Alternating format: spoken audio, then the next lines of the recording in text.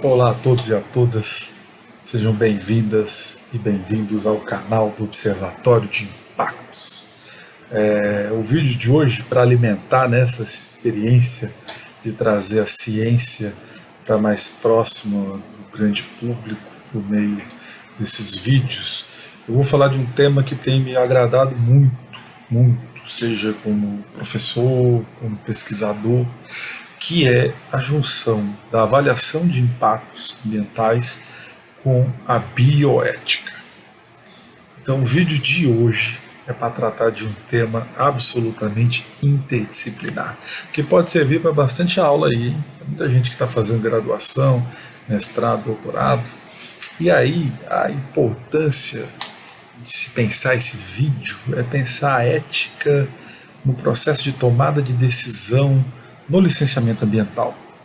E sabemos muito bem, inclusive já discutimos isso aqui no OIAS, eu vou deixar um card aqui para vocês acessarem, um outro vídeo que comentamos um pouco desse tema, mas eu queria puxar um pouquinho para entender como que as decisões são tomadas do ponto de vista ético, em especial da bioética.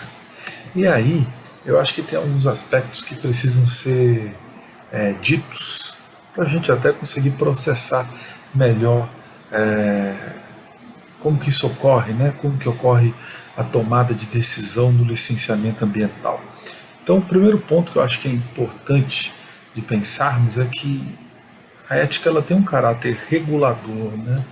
E aí ela vai permitir que algumas decisões que se tornam decisões morais, elas sejam tomadas. E essas decisões no licenciamento ambiental, que aí nós estamos pensando no estudo de impacto ambiental, como que vai ser feito o relatório de impacto ambiental, como as consultas, as audiências públicas serão realizadas. É muito importante esse como serão realizadas, não só se serão realizadas. Então, retomando esse fio de raciocínio, a ética, e aí eu estou pensando aqui quanto à ética quanto um campo da filosofia e a ética aplicada, ela vai nos ajudar a explicar muito como esse processo de tomada de decisão ocorre. E por que algumas decisões elas são mais recorrentes que outras? E aí eu estou pensando aqui, deixando alguns ganchos para reflexão em torno de temas como desenvolvimento, precisamos desenvolver a região, mas geralmente a pergunta que nós temos que fazer é: desenvolver para quê e para quem? E como desenvolver? Isso aí já mostra muito que quando a gente vai pensar nesse caráter ético envolvendo o licenciamento ambiental, nós temos que levar em consideração realmente que existe um grau de subjetividade enorme quando vamos tratar de licenciamento ambiental. A AIA, a avaliação de impacto ambiental, ela contém, melhor dizendo, um caráter fortemente subjetivo. Isso vai aparecer muito na hora que nós temos que estabelecer, identificar impactos, fazer a previsão dos impactos, mas ainda mais quando precisamos fazer a avaliação da importância dos impactos.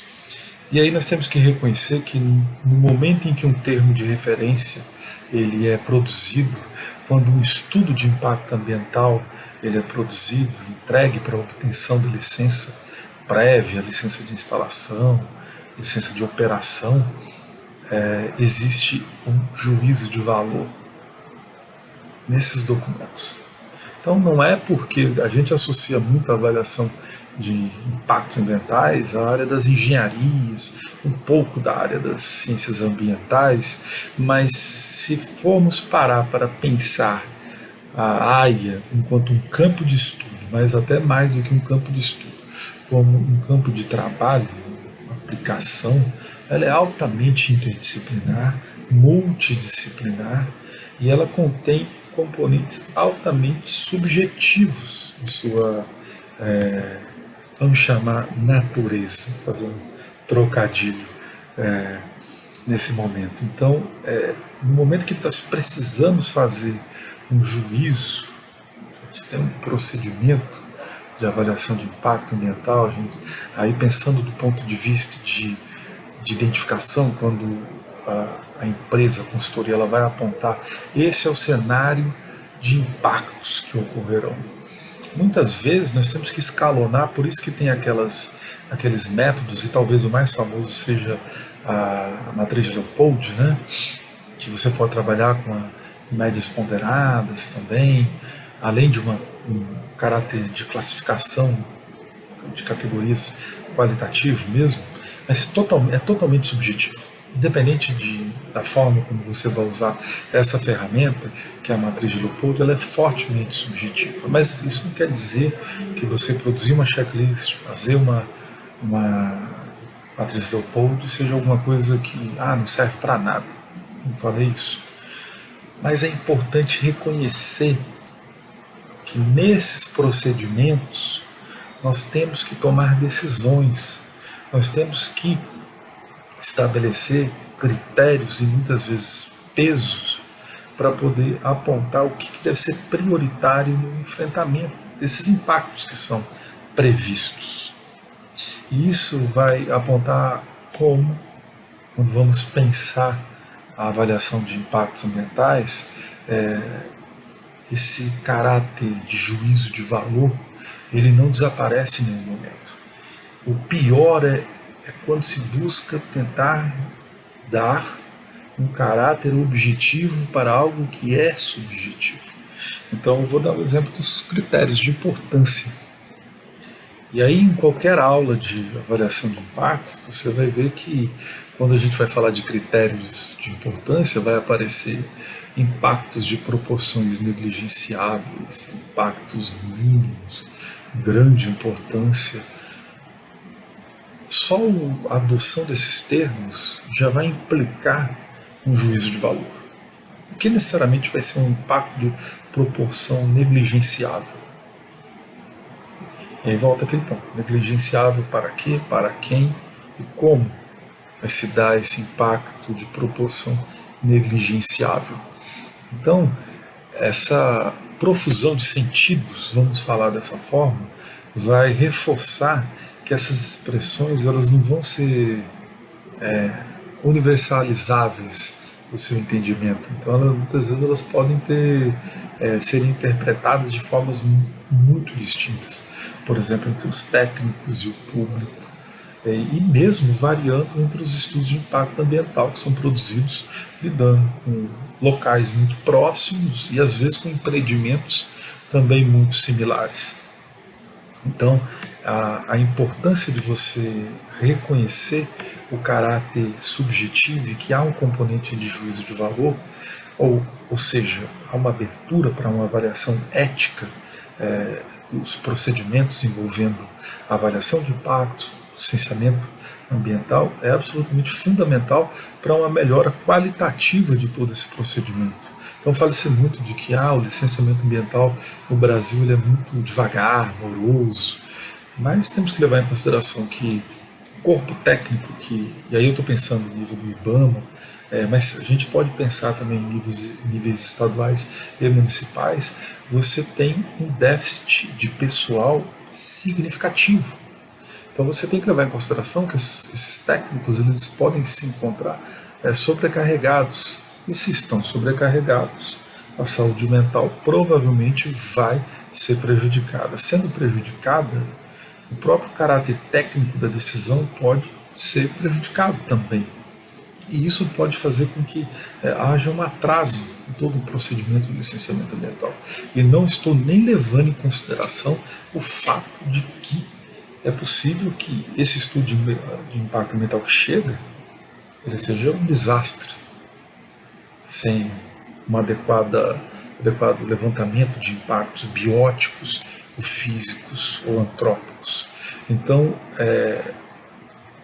o reconhecimento de que existe componentes altamente subjetivos envolvendo o licenciamento ambiental, e aí eu estou pensando aqui especificamente na AIA, é absolutamente importante. Isso vai chegar também numa etapa que eu considero extremamente interessante como um caso para ser avaliado, que é a chamada previsão de impactos, onde muitas vezes os impactos, a previsão desses impactos, precisam ser escalonados para pensarmos formas de mitigação desses impactos. E aí, além da mitigação, pensarmos depois a adaptação também, se for o caso. Na previsão de impactos, há sim um forte componente subjetivo e de juízo de valor. A gente consegue ver esse juízo de valor muito fortemente também, e aí vocês, quem trabalha com esse tema, está assistindo o vídeo, pode fazer um teste e observar isso na leitura dos termos de referência que vão orientar a produção desses estudos de impacto ambiental.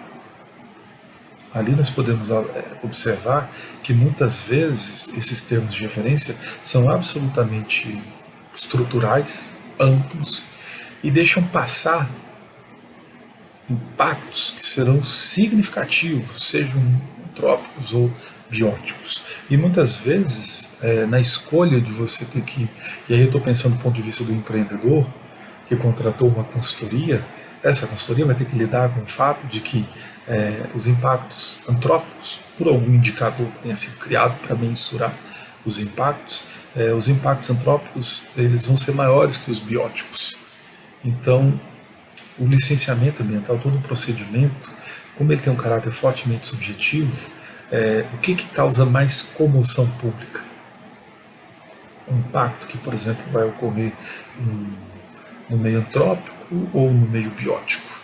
Infelizmente, a compreensão do que é vamos chamar de meio ambiente, colocar de forma geral, de meio ambiente, ela não incorpora a dimensão antrópica, tanto que a gente usa até, é muito comum usar em área, impactos biofísicos, mas é muito difícil a gente fazer uma junção dos impactos que poderiam ser ditos como bioantrópicos.